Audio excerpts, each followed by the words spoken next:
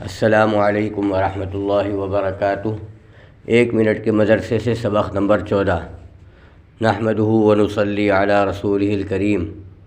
Number 1 ترجمہ اذکار نماز۔ الرحمن جو بڑا مہربان، الرحیم نہایت رحم والا، الحمد سب تعریفیں۔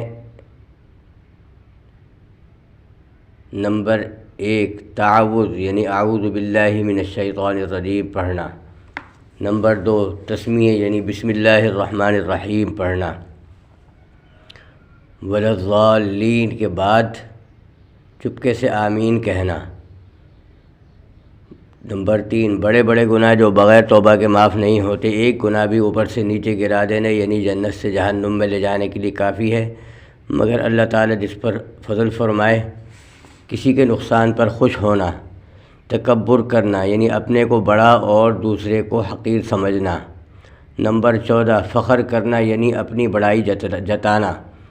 نمبر 4 گناہ کے نقصانات جو دنیا میں پیش آتے ہیں۔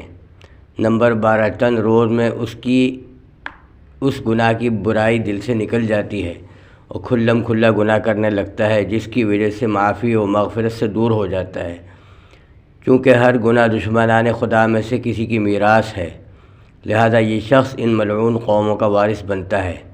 نمبر 14 گنہگار آدمی اللہ تعالیٰ کے نزدیک بے قدر اور ذلیل و خوار ہو جاتا ہے، پس مخلوق میں بھی اس کی عزت نہیں رہتی، چاہے لوگ کسی لالچ یا خوف سے بظاہر اس کی تعظیم کریں، لیکن کسی کے دل میں اس کی عظمت نہیں رہتی۔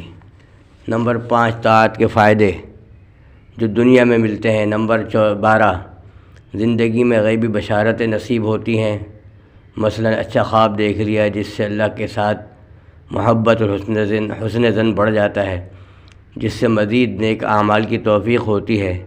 فرشتے مرتے وقت جنت کی اور وہاں کی نعمتوں کی اور حق تعالیٰ کی رضا کی خوشخبری سناتے ہیں۔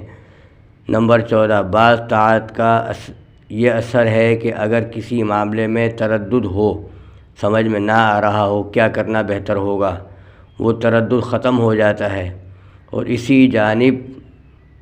اسی جانب رائے قائم ہو جاتی ہے جس میں سراسر نفع اور خیر ہو، نقصان کا احتمال بالکل نہیں رہتا، جیسے نماز استخارہ پڑھ کر دعا کرنے سے۔